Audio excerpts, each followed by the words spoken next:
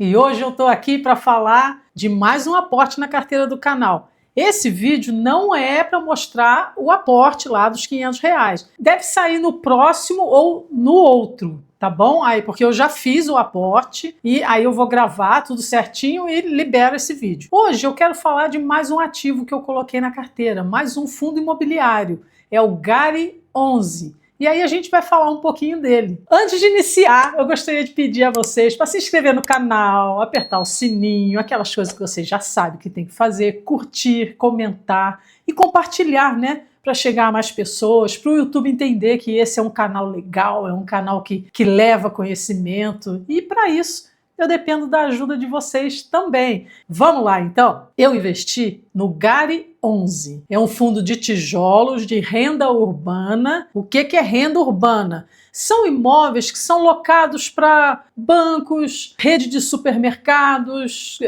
lojas. Isso tudo é renda urbana. Mas o GARI 11, ele também tem, numa proporção bem menor, pouquinho lá, acho que uns 2 ou 3 galpões logísticos. Mas a maioria dele é renda urbana. Então a gente vai conhecer um pouquinho dele agora e o porquê que eu decidi investir, colocando ele como mais um ativo aqui na carteira do canal. Então nós temos aqui o GARI 11. A cotação dele, né, o valor da cota está 8,77. Nos últimos 12 meses, ele pagou um dividend yield de 11,97, um excelente dividend yield. O valor da cotação, essa cota aqui, ó, de 8,77, está descontada, ainda não está no seu preço justo, então dá para aproveitar, comprar com nessa liquidação aí, nesse desconto. Tem uma liquidez diária, o que é negociado lá na Bolsa de Valores, lá na B3, de 4,5 milhões. E nos últimos 12 meses ele valorizou 10,18. É um fundo de tijolo, considerado híbrido, porque tem galpões, além da renda urbana, né, como eu falei. Tem 340 mil cotistas, um pouco mais, né? E o valor patrimonial da cota seria R$ 9,10. Lembra que ela está descontada? Ó, dá para comprar por R$ 8,77. Mas o valor patrimonial é R$ 9,10. O último rendimento pago foi 8 centavos. E aí vem aquela velha história. Hanna, 8 centavos? Eu vou esperar um mês para receber 8 centavos? Olha, para uma cota que está R$ 8,77, você está recebendo quase 1% ao mês. Isso não é pouco. Então a gente precisa avaliar isso. Esse é o gráfico de rentabilidade do GARI. Então, se a gente coloca o mouse aqui no finalzinho, ó, a gente consegue ver nessa tabelinha que a rentabilidade dele até agora está de 31,09, enquanto o próprio CDI está em 24,14, ou seja, está com uma rentabilidade excelente e ainda está descontado, como nós vimos lá. Esse é o gráfico de dividendos, só que em percentual, como eu acabei de falar, olha aqui. Aqui a gente tem março de 2025. Olha a rentabilidade, 0,96%, que é justamente aquele 8 centavos sobre a cota que você comprou de R$ 8,77. Quase 1%. Não é pouco, é muito bom. O último pagamento do GARI foi no dia 7/4 de 2025, ó. E quem recebeu foi quem comprou até o dia 31 de março, que é a data com. Isso já está bem claro, a gente já sabe o que é a data com. É o último dia em que você pode comprar, que você ainda vai receber o próximo dividendo. Ah, e se eu comprar depois, Jana? Tem nada demais. A diferença é que você vai receber dividendos no outro mês, não tem direito a esse agora. Não fica muito paranoico com essa data, não, porque isso não muda nada. Para quem está fazendo buy and hold, ou seja, comprando e guardando para receber dividendos, isso aqui não faz a menor diferença no dia a dia, no longo prazo. Aqui, como que está a diversificação dos imóveis, esse gráfico é muito bacana ver. Olha, nós tem 8 em São Paulo, 4 na Bahia, 2 no Rio Grande do Sul, 2 na Paraíba e assim vai. E prestar atenção nisso, em fundos que estão descontados agora, no momento atual do país, isso é muito importante. Porque tem muitos fundos bons descontados. Quando essa balança inverter, quando a gangorra inverter, a taxa Selic começar a cair, que não vai ser esse ano, mas quando ela começar a cair, os fundos vão começar a subir. E aí vai ser muito difícil a gente encontrar algum fundo descontado. A gente vai ver 1, 1,1, 1,2 e vai ser isso mesmo. Mas aí o que eu faço, Hanna? Eu não compro, espero uma nova queda? Não, você vai continuar comprando todos os meses. E aqui eu aproveito para falar sobre um erro muito comum para quem é iniciante. Olha só, fazer o preço médio o que é fazer o preço médio? Ah, hoje eu comprei uma cota a R$10. Comprei 10 cotas a R$10. Então, para que eu ganhe, estou falando de valorização, não estou falando de dividendos, tá? Para que eu ganhe na valorização, só se ela for 10 e 10, 11 reais, porque aí eu ganho efetivamente. Mas se essa cota cai no mês seguinte, ou quando eu vou aportar novamente, ela cai para 9 reais. E eu compro mais 10 agora, a 9 reais. Então eu gastei 90. O meu preço médio agora já não é mais os 10 reais, é 9,50. Ou seja, agora eu não preciso mais que a cota chegue a 11 reais para eu poder ganhar. Se é 9,50, se ela chegar a 10, eu já começo a ganhar. Aí o que acontece? O iniciante ele pensa assim, tá, o meu preço médio agora está em 9,50. As cotas agora subiram, não tem mais aquele desconto, a Selic caiu, está tudo subindo. Se eu comprar a 11 agora, que é o preço, vamos supor, é o preço que está agora, aí eu arrebento com o meu preço médio, porque antes estava 9, eu vou comprar a 11 se eu fizer o preço médio. Gente, para com isso, esquece isso. Tem gente que se prende nisso e fica travado. Não, não vou comprar esse mês não, deixa eu ver o que está abaixo aqui. Tá tudo bem você olhar uma oportunidade de comprar, mas se você ficar deixando de comprar porque aumentou, então você nunca mais vai comprar, porque a tendência é aumentar com o passar do tempo. Então aproveite as oportunidades. Mas se a oportunidade não existe mais, você vai comprar todos os meses da mesma forma, nada vai mudar. Então cuidado para não ficar na paranoia do preço médio. Preço médio é legal? Preço médio é legal. Mas se você ficar na paranoia, você não compra mais. E aí você nunca sai das 10 cotas, vai ficar eternamente nas 10 cotas e aí a coisa não vira, né? O negócio não cresce, você não compra mais, não ganha mais dividendos, fica parado, estacionado, esperando o quê? 3 anos, 4 anos para o mercado inverter de novo?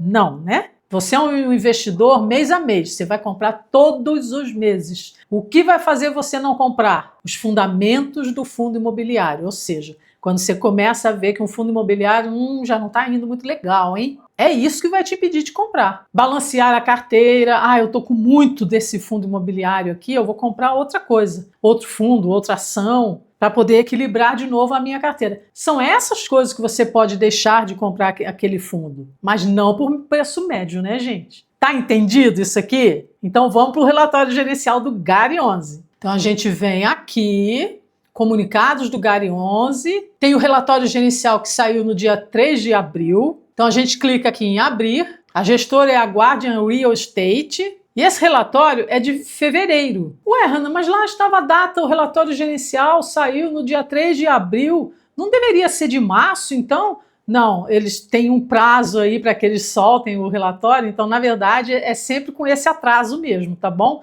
Vamos lá para a visão geral do fundo. A gestora fala um pouco sobre o objetivo, o posicionamento. Aqui eu vou deixar para vocês lerem, vocês precisam fazer também o dever de casa, né, gente? Ler para conhecer, tá bom? Traz os principais números. Então, o valor patrimonial, 1.350 bilhões. O último dividendo pago. Tem 39 imóveis, um bom, excelente número. O preço por cota. Nós vimos 8,77, né? Lá, quando fechou esse relatório, estava 7,99. Olha como já valorizou, como já subiu um pouco, né?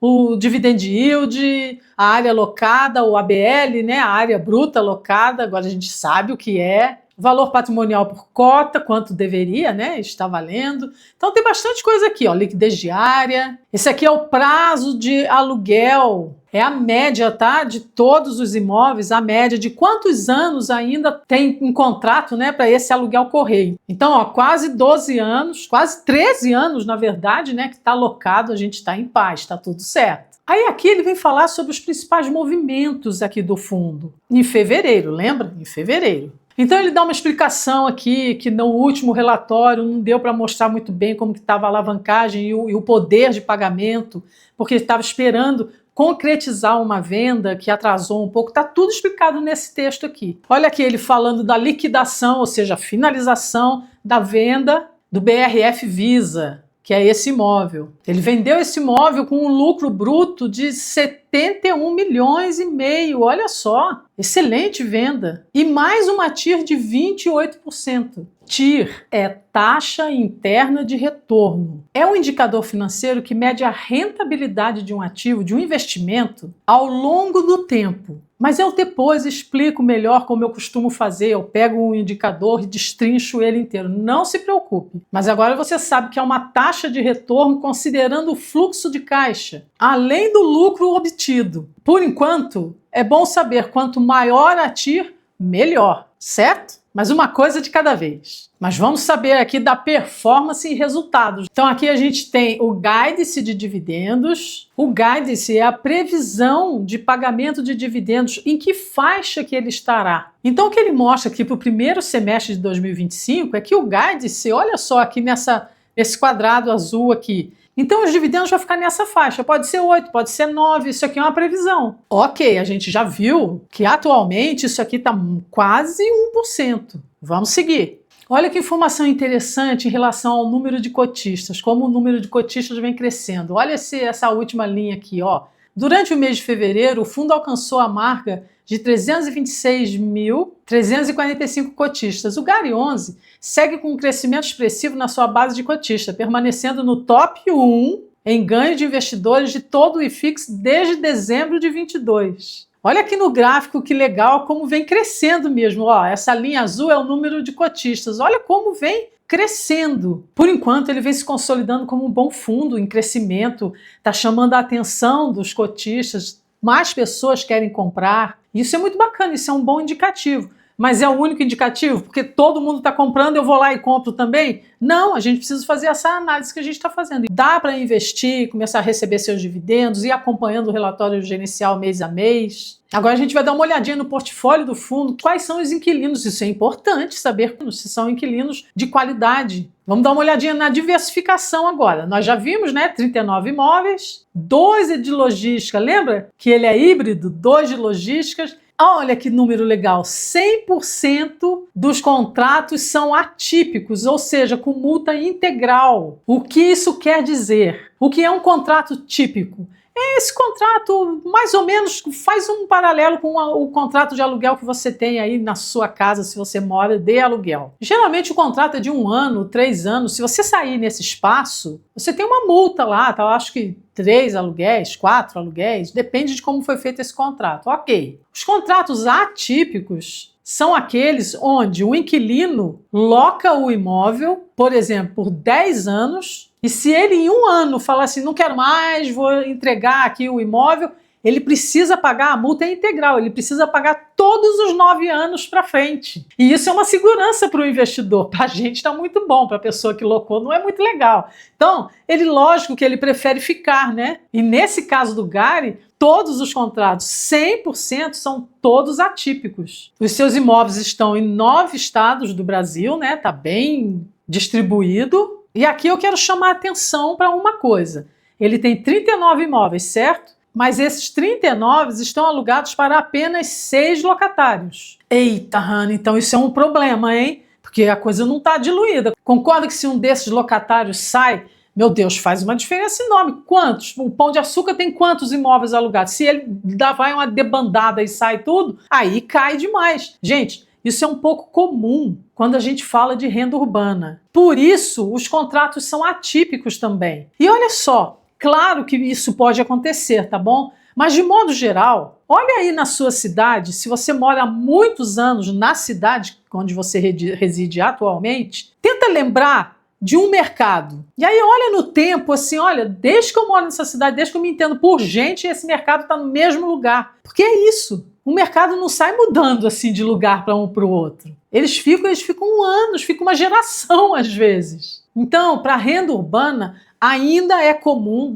é aceitável que tenha menos locatários, que estejam um pouquinho concentrados por causa disso. Então, precisa avaliar, ver o qualitativo, aquilo que qualifica o inquilino. O que não seria muito comum, por exemplo, em um fundo de galpões logísticos. Não é lá muito confiável que um fundo de galpão logístico tenha 40 imóveis com 6 inquilinos. Tá vendo como o qualitativo é importante? As coisas não são avaliadas apenas pelos números. Porque um número que não é bom para um caso pode ser tranquilo para o outro, pela visão qualitativa. Legal, né? Voltando aqui. Olha a distribuição dele aqui no mapa.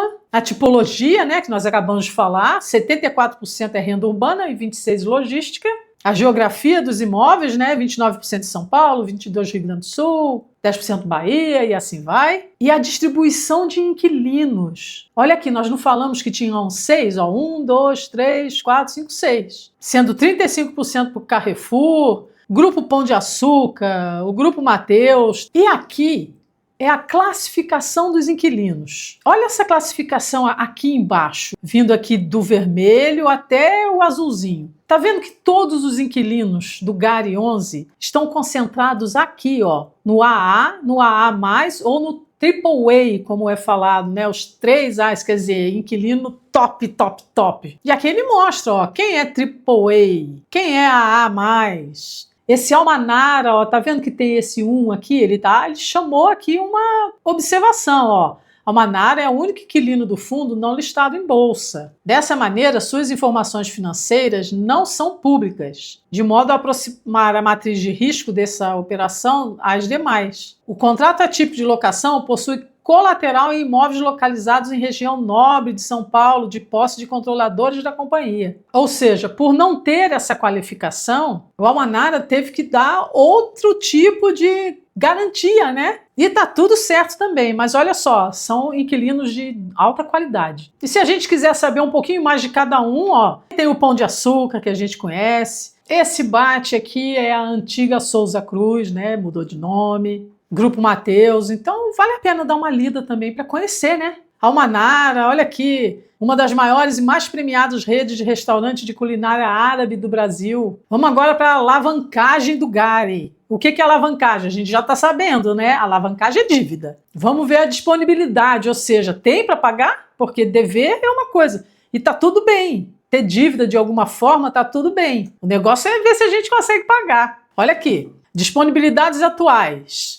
Cobrem 10 anos das obrigações do fundo e não considera a venda de ativos. Ou seja, o fundo tem hoje, o que ele tem disponível hoje, ele cobre 10 anos de dívidas dele. Então ele tem aqui 546 milhões, para 2025 tem que pagar 44 milhões, ok, tá beleza. Para 2026, 56 milhões, 55, 42 e assim vai. E aqui eles juntaram, né? De 2030 até 39 tem 572 milhões. Até lá, muita água passa por debaixo da ponte. Então, por isso que eu tive confiança no momento, agora, para colocar esse ativo na carteira do canal. Comprei algumas cotas, porque como vocês sabem, o valor que eu estipulei para a carteira do canal é R$500. E aí eu comprei um pouco do GARI 11 e investi nas outras coisinhas que a gente tinha lá já. Então, aos pouquinhos, a gente vai montando essa carteira, ela vai crescendo cada vez mais. Cada vez que entrar um ativo, a gente ajeita a carteira já para preparar para entrar mais um ativo. Para que a gente tenha uma boa diversificação, mas não uma pulverização. E depois, com um pouquinho mais de tempo, eu explico melhor isso aí. Mas só para o assunto não ficar voando, diversificação a gente pode considerar de duas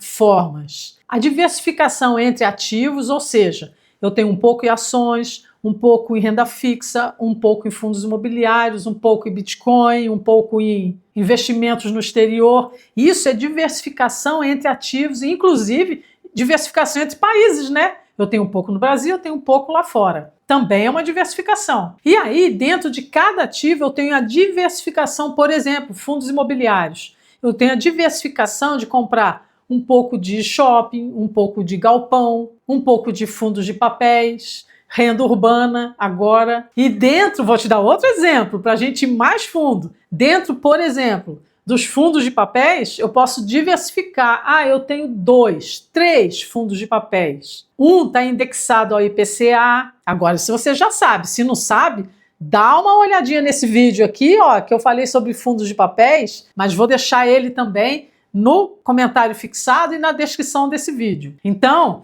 dentro dos fundos de papéis, você pode ter um indexado ao IPCA, ao CDI, ou um híbrido, um pouco CDI, um pouco IPCA. Você pode pensar em todas essas diversificações. E quando que eu começo a pulverizar? E pulverizar não é legal. É quando você começa a ter coisa demais. Em fundos imobiliários, você tem 20 fundos imobiliários. Ah, então eu não posso ter 20? Você pode ter 50. Desde que você seja capaz de acompanhar. Você ainda vai ouvir falar de grandes investidores que falam que a diversificação é para quem não sabe o que está fazendo. E olha, gente, eu sempre respeito quem já alcançou, o que já é sucesso, já alcançou um patamar respeitável. Mas nem sempre eu escuto sem ver como que é a carteira desse investidor.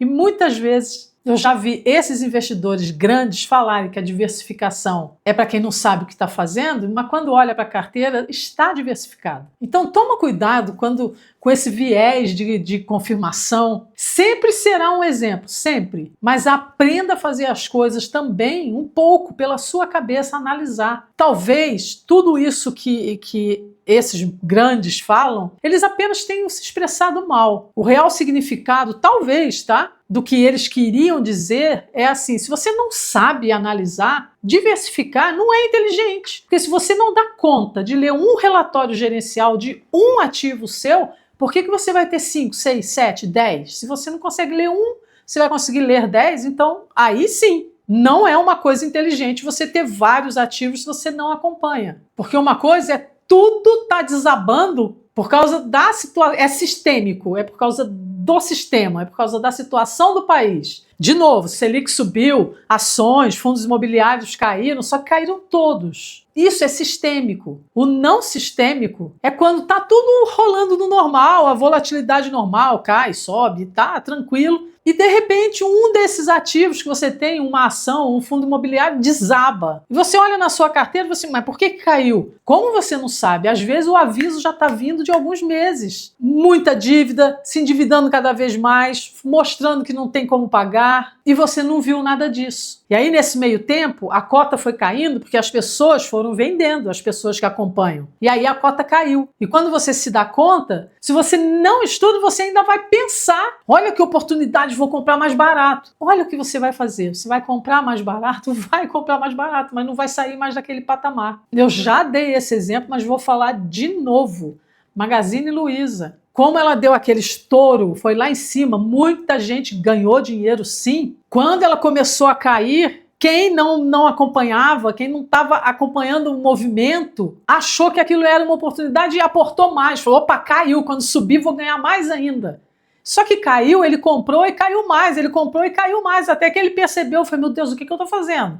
Só que aí já era tarde demais. E caiu porque quem estudou, acompanhou, percebeu, saiu. E aí a cota cai. É ou não é importante estudar? É, não é? Então tá aí um investimento que eu já fiz na carteira, no fundo imobiliário Gari 11, e depois eu faço um vídeo para mostrar tudo certinho. Abra o relatório gerencial do Gari 11, dá uma lida, mais do que eu li aqui, leia ele inteirinho. Vocês viram, ele tem mais figura do que letras. E vê se ele faz sentido para você. Se fizer, pode ser uma oportunidade também de você comprar descontado, no preço bom, base 10, pagando bons dividendos. Pode ser mais uma opção, né? E aí, esse vídeo valeu um joinha, valeu a inscrição, deixa um comentário aí. Muito obrigado por ter assistido até aqui, tenha um excelente dia e a gente se vê no próximo vídeo.